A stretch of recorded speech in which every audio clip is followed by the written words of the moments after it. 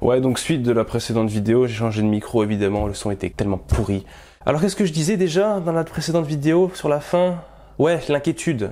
Il y a une inquiétude en fait qui peut naître en se rendant compte, en réalisant que ce mot enfant ne convient pas si bien aux personnes qu'elle désigne. En fait, il y a une double inquiétude possible. D'abord, on peut se dire, si ce terme n'est pas aussi adéquat qu'on le pensait, mais qu'on l'utilise abondamment, alors nous avons fait une erreur, alors nous avons projeté des choses sur l'enfant qui n'étaient pas fidèles à ce qu'il est véritablement. Donc ça entraîne finalement des comportements inadéquats qui ne vont pas dans son sens, etc. Ça c'est une première inquiétude, mais il y en a une autre aussi qui peut être complémentaire à la première, c'est de se dire, mais attendez, si nous cessons d'utiliser ce mot enfant, ou alors nous diminuons son utilisation, nous l'utilisons moins souvent, eh bien ce serait synonyme de ne plus reconnaître cette personne comme l'enfant qu'elle est. Et donc ce serait une espèce de porte ouverte à plein de dérives et de maltraitances. Si nous ne sommes plus capables de reconnaître qu'une personne qui a 8 ans est un enfant, alors nous ne serons plus capables de le protéger. Nous ne serons plus capables de voir sa véritable nature telle qu'elle est. Mais a-t-on vraiment besoin d'appeler une personne enfant pour savoir qui elle est? Ai-je besoin d'appeler mon ami Thierry Thierry pour savoir qui il est? Non. Alors je n'ai pas plus besoin qu'on me dise qu'une personne est un enfant pour comprendre ce qu'elle est véritablement.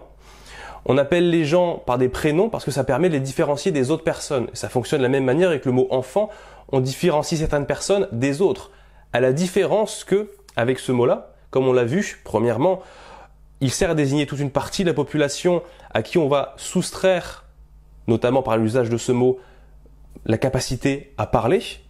Mais surtout, en fait, ce mot est très chargé d'idées et d'émotions qui sont le résultat d'une évolution de nos mentalités et de notre représentation de ce qu'il est. Vous n'êtes certainement pas sans savoir que, à d'autres époques, par le passé, la vision de l'enfant n'était pas la même que celle d'aujourd'hui, et d'ailleurs encore aujourd'hui, dans bon nombre de cultures, on ne le perçoit pas de la même façon qu'on le perçoit dans nos sociétés occidentales. Mais même si on reconnaîtra que le mot ne fait pas la personne, et qu'il peut donc être remplacé par un autre mot ou par une formulation quelconque, il y aura certainement des réticences à voir le mot enfant disparaître. Et pour sûr qu'il y aura des réticences, puisque ce mot est justement très rattaché à tout plein d'affects et d'idées et de croyances que nous avons. Ce mot, en fait, il faut le voir, le mot enfant, un peu comme la partie émergée de l'iceberg, sous laquelle il y a tout un système de croyances et de valeurs que nous avons élaborées, dont nous n'avons pas toujours conscience, mais qui est directement rattaché à l'utilisation de ce mot enfant. Alors, un avantage justement à diminuer l'utilisation de ce terme et de le mettre un petit peu de côté de notre vocabulaire, c'est qu'il permettrait une espèce de réinitialisation. On pourrait voir en fait l'enfant sous un nouveau jour en faisant un peu abstraction des codes de pensée que l'on a habituellement en utilisant ce terme. Puisque ce terme est rattaché à tout ce système de croyances qui traduisent notre perception de la jeune personne, eh bien, se passer de ce terme, ça nous permet justement d'avoir un regard plus neuf dessus. Et peut-être que nous verrons cette personne toujours comme nous la voyions avant, mais peut-être aussi que nous la verrons un peu différemment. J'ai eu l'occasion de rencontrer plusieurs personnes qui avaient comme une gêne à utiliser le mot enfant pour désigner des personnes qui avaient moins de 18 ans. En particulier des personnes qui avaient moins de 12-13 ans. Parce qu'en fait, les personnes qui ont entre 12-13 ans et 18 ans, on a tendance à les appeler des adolescents. Même si en fait, il se trouve qu'on les appelle encore beaucoup des enfants aujourd'hui. Et d'ailleurs, avec le terme adolescent, il peut y avoir aussi des problèmes. Vous savez de quoi je parle si vous avez suivi mes autres vidéos.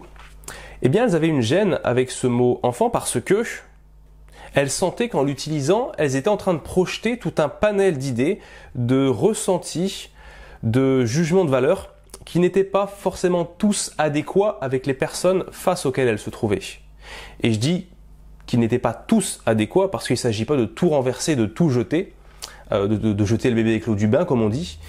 D'ailleurs, le mot bébé, il est adéquat ou... Bon, on laisse tomber. Parce que en fait, lorsque vous vous trouvez face à des personnes qui sont dans cette catégorie d'âge qu'on appelle l'enfance, et que ces personnes font montre de comportements, alors ça peut être des façons d'agir, de parler, de s'exprimer, des idées, qui finalement sont plus proches de celles qu'on retrouve chez les adultes que celles que l'on retrouve chez les enfants, alors je trouve personnellement qu'il est normal de trouver ça dérangeant de continuer à utiliser le mot enfant pour désigner ces personnes, puisque finalement elles ne correspondent que partiellement à la représentation qu'on se fait habituellement d'elles. Il y a quelque chose finalement de rabaissant en fait à utiliser ce terme parce qu'il vient comme un petit peu soit ignorer, soit réprimer certains comportements, certaines paroles qui, comme je le dis, ne répondent pas à ce que l'on attend d'eux. L'enfance, c'est comme une facilité en fait. Le mot, ça permet de mettre tout le monde dans le même panier. C'est une facilité cognitive. Tu as tel âge, donc tu es enfant, donc tu es comme ça, comme ça, comme ça, comme ça, comme ça. Alors qu'en réalité, la personne face à nous, peut-être, elle sera comme ça, pas comme ça, comme ça, comme ça, pas comme ça. Et donc, ou plutôt dirais-je, malgré cela, nous, par accoutumance, par habitude, et certainement aussi un peu par facilité, on va avoir tendance à ignorer cette particularité, ces particularités qui pourtant le distinguent clairement de la représentation qu'on se fait de lui. Alors petite précision extrêmement importante, mais que je vais à peine aborder parce que sinon ça va faire trop long. Au vu du contexte dans lequel nous sommes, avec une autorité de l'adulte institutionnalisée, quasi obligatoire dès qu'il est en contact avec des personnes mineures, compte tenu de l'ascendance qu'il a aujourd'hui et de toutes les obligations auxquelles il doit répondre lorsqu'il fréquente des personnes mineures, il est évident que les jeunes personnes, celles qui ont moins de 18 ans, ne soient pas en pleine capacité d'exprimer leur potentiel. Et donc, il faudrait préalablement commencer à se soustraire soi-même de ce rapport d'autorité et d'ascendance pour pouvoir peut-être voir apparaître des choses intéressantes, de nouvelles choses venant des mineurs. Alors, faut-il appeler les enfants des enfants? C'est une question qui est en fait un peu absurde quand on la prend seule, vous l'avez noté certainement. Mais compte tenu de ce que j'avais dit dans ma précédente vidéo, elle prend, je pense, beaucoup plus de sens. Alors pour moi, ce qui compte, c'est pas tellement de savoir s'il faut dire enfant ou pas, mais de comprendre ce qu'il y a derrière ce mot, à quoi il renvoie. Maintenant, ce mot, il peut être remplacé par plein d'autres termes ou formulations. Les jeunes personnes, les jeunes, les personnes prépubères, ou les personnes en fait, parce que les enfants c'est quand même des personnes a priori, donc les personnes ça marche aussi. Ou bien il y a d'autres mots un peu, bon il y a les gamins, les mômes, mais est-ce que c'est pas un peu dévalorisant aussi selon le contexte? Mais est-ce que surtout ça renvoie pas quelque part aussi à cette notion d'enfance? L'essentiel pour moi c'est de comprendre vraiment à quoi renvoie le mot enfant, de comprendre tout ce qu'il y a derrière d'inconscient et des projections qu'on pourrait faire sans se rendre compte sur ces personnes, les enfants. Sur ce, à bientôt.